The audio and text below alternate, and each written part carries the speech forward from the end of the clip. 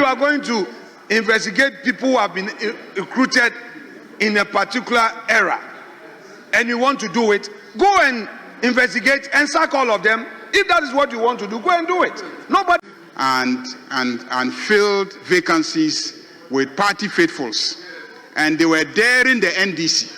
They were daring the NDC to see if the NDC will also be able to fill those public offices with their party faithfuls. Sacking, we have concerns about how you have behaved and all. You answer. You have to prepare. And you improperly, unconstitutionally, illegally, and inconsistent with constitutional requirements recruited people and placed them in office when you shouldn't have done so.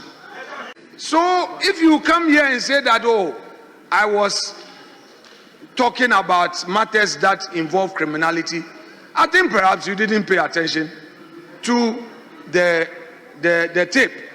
We will be inquiring and investigating your statement because you are actually admitting crimes. You were publicly admitting the commission of crimes in relation to recruitment, especially to security agencies, and trying to trap us to behave like your government. We will not behave like you. Manever I say ma PENDREAM TV. PENDREAM TV there, I see them yopo. Now, President John Dramani Mahama ebefa to me, you know, at the early stages and I said the early weeks of a year in the office, no. What is a chief of staff? A release letter be now or terminating appointment of some workers in Ghana. And Oko Parliamentary and I say na a man for air calling and say Mahama back terminations terminations here, terminations there, and terminations here. And no, and a Parliament Afenyo Markin, I raise this issue no a Parliament. Now, what share Kwanya deputy speaker, Bernard here for a silence say Kwamena Afenyo Markina. What you know say or humble Kwamena Afenyo Markin with experience. Now, and Mahama Ayariga and so Abeyi no say who needs her to me no say over Chilean dear yen. Who could jina campaign rally and I said for simply ne apa. Eko ka say more abuse power. Even in the security services, no, Modi Mutumi, Efa, and Kofua, Omuni qualification, and Kofua, Emra, Emma Hokwain, and Kofua, Omuni requirement, FLA, Sa office, no, Sene Ebeya, Ombeya the bidding of MPP, Ombeya the bidding of your own party, anything, and ne, say Yaba, Sankofoni, no, Yebeyi Omo, Efriho, now wouldn't you Hokwain, Sawotre, dear Yen, na young behavior to send a behavior, ever a bimunu. Now, money away, and Tina Ghana for a rejected him with over 1 million votes. Anything, Chairman of the committee, Afenyo Markin, and can't now on to me and dictate, and as I on to me and commented on Obia, President John Dramani. Right, Honorable Speaker, NBC, Amanyokunu. The issue of ministers making themselves available will be addressed once ministers are certain that when they come to the House at 10, government business will shortly be taken. Very often, a minister has business. He comes or she comes to the House, and then we start with statements. The minister will not know exactly when the statements will be over, because it will be subject to the contributions that members may make and the discretion of the speaker. And then question time. We start a question, follow-up questions. Some ministers provide very lengthy answers. And so when you have government business, ministers cannot really plan. They can come and then they spend the whole day here. So very often they decide to sit in their offices, and then when we are ready, we should call them to come over.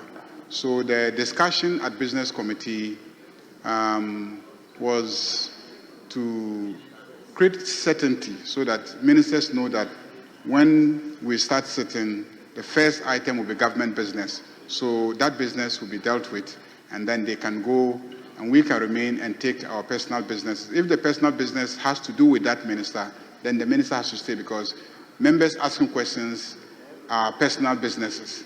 But if the question is asked to you as a minister, you have to be here to answer that question. So you must be here. And statements are personal businesses. But when we have a bill and when we have agreements to approve, when we have loan transactions to approve, and etc., those are government business. And in those cases, we often have to vote. And the MPs also complain that when they come, so many questions are being asked, follow-up questions, and then statements are being made. And if the person really has no interest in the question or even the content of the statement, they have to sit through and never know exactly when government business will be taken so that their votes will be required.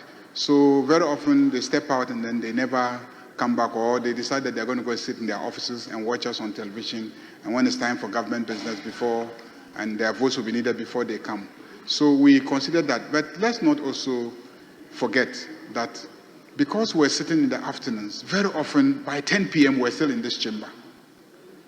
11 p.m. we're still in this chamber. Sometimes we left, at midnight. I'm not saying that when we started at 10, we never closed at midnight. But usually those were rare occasions towards the end of proceedings. But when we started sitting at 2, it became, constant and habitual that we will leave here after 10 p.m. And most people's private routines don't start in the afternoon. Whether Parliament is starting at 10 or starting at 2 p.m., people will have to send children to school early in the morning, so they will wake up early in the morning anyway. And yet, they will also come to Parliament and sit and close at 10, 11, 12 midnight.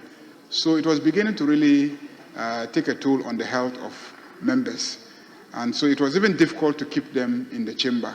So at Business Committee, we considered all that and decided that we should revert to the 10 a.m. Meetings. The issue of questions being programmed for the week, I think the practice is that first week, questions are not programmed. So subsequent weeks, questions will be programmed. And the ACs, yes, we have taken note of the ACs.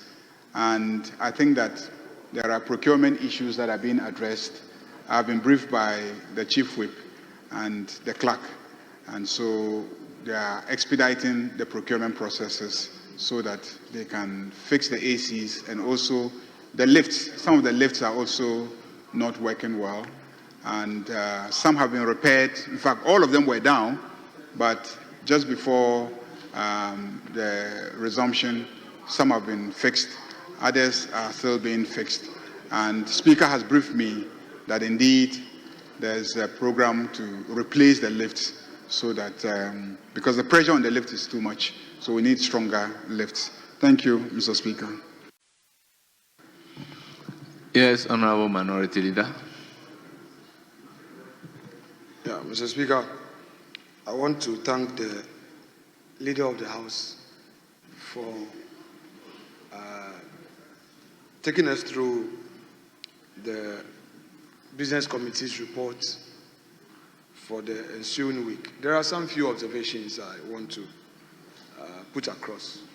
So, Speaker, one, on the listed business of members, questions and motions. So, Speaker, we have a backlog of questions.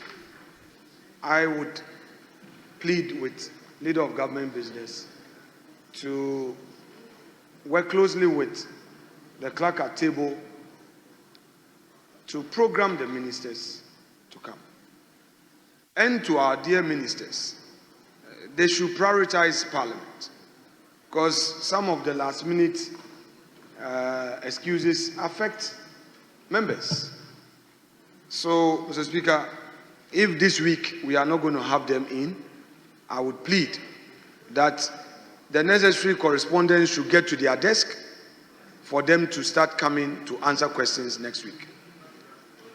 Then, Mr. Speaker, on motions, we have this important motion that I moved. Mr. Speaker, it was seconded and debates commenced. It took us over 7 weeks. We couldn't take the motion on the mass dismissal. the need for Parliament to invite the Chief of Staff to provide guidance. Yes, that is the motion. It's not, it's a matter of record.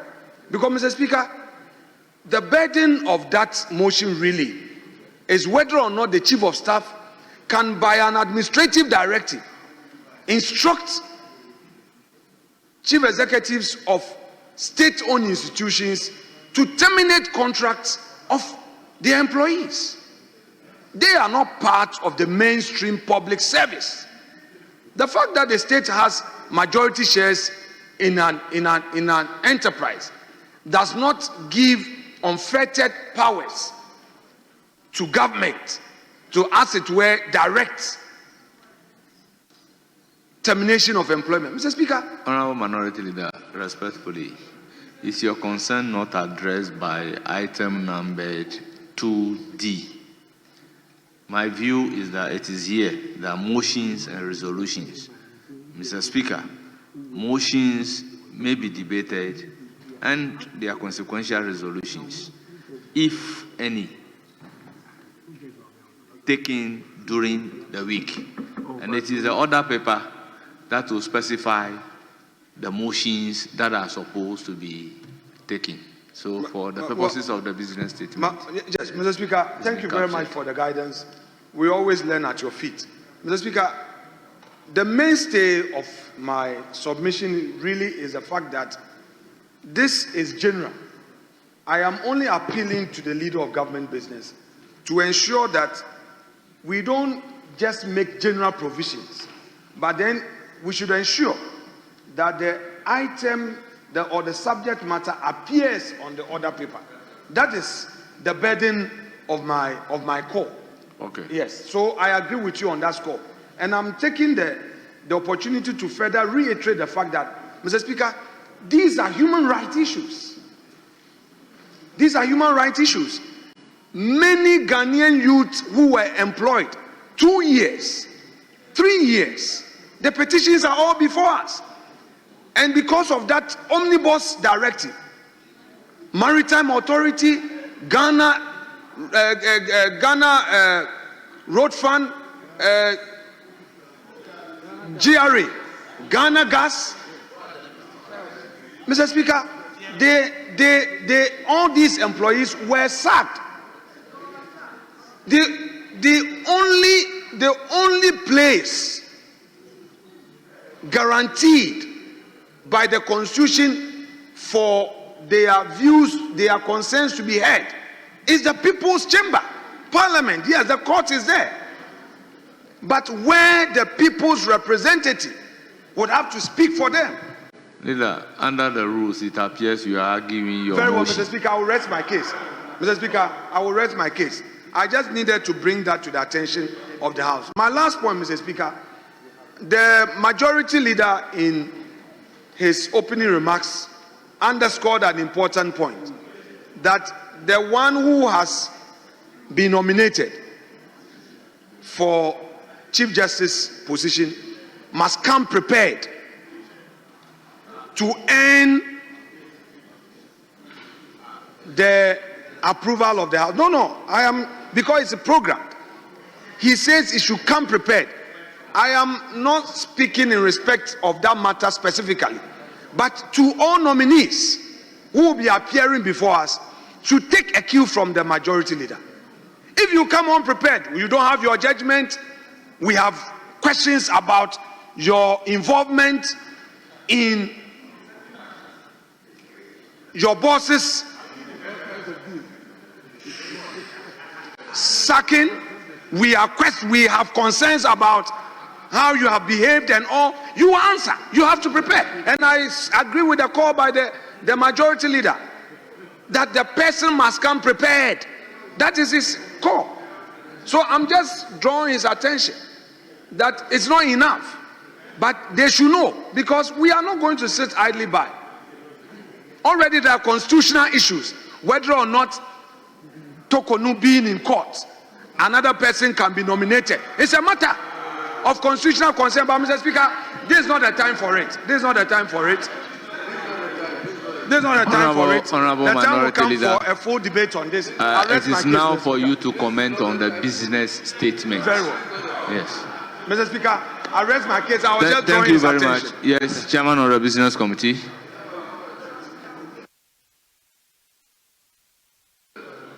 Thank you very much. I just want to assure the Minority Leader that we will make sure that when questions are asked, ministers are notified and they appear in the House to answer those questions.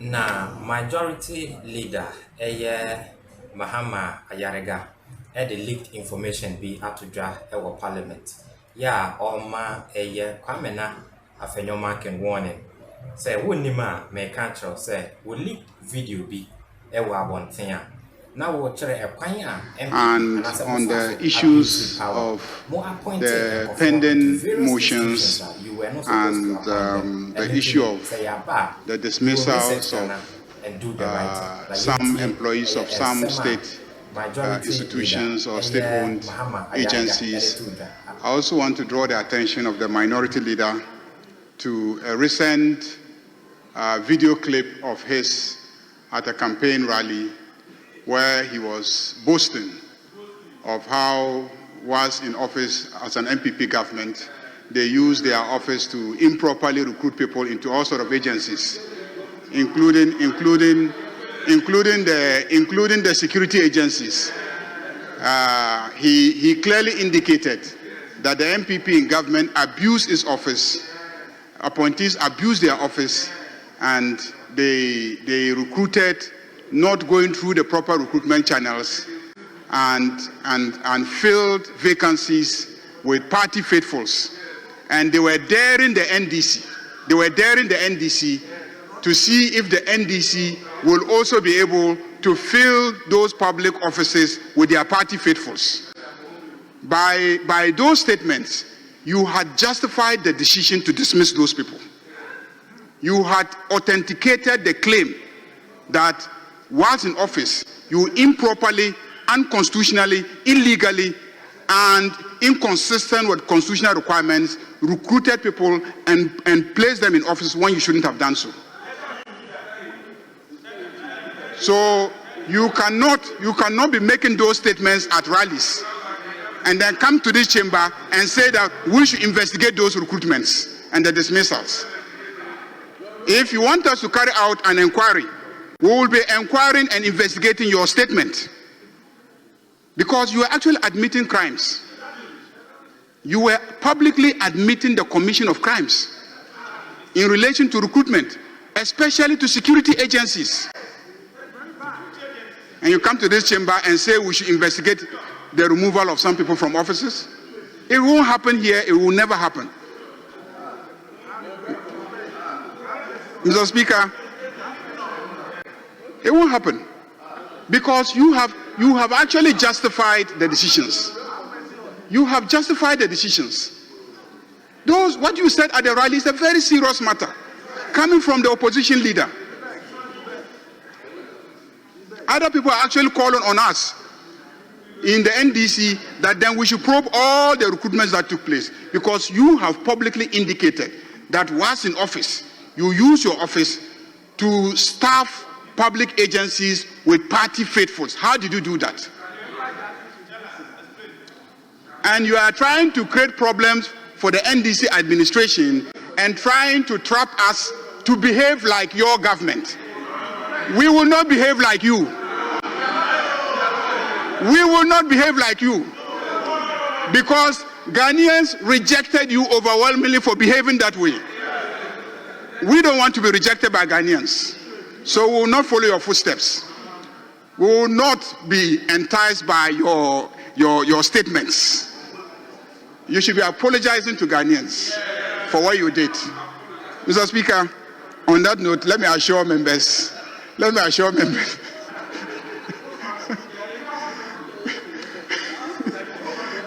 Mr. Speaker, on the issue of the vetting, yes, I stated that and I meant it. This side of the House, even though we have an overwhelming majority and we can approve anybody nominated by the President who is at the presidency on our ticket, we are serving notice that we are committed to doing a diligent job. And so anybody appearing before this House will be properly scrutinized, and the person should earn their nomination and the approval of this House. So that we are committed to. Mr. Speaker, I thank you very much. Honourable Minority Leader on the business statement. Mr. Speaker, the Majority Leader at the dispatch box made some statements that have gone into Hansard. And since I'm right here, it is important to set the record straight and put the appropriate facts out. Mr. Speaker, it is a fact that upon the assumption of the office of the MDC, I did say that the many youths who supported them should expect to be employed. It's a fact, I said so.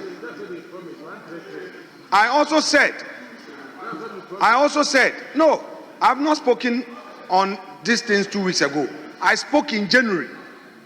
And I said that during MPP's time, the youth of our country were employed. I would want the Majority Leader to bring their speech. What the people expect from you is give them jobs. You, the majority, you promise them 1 job, 3 shifts.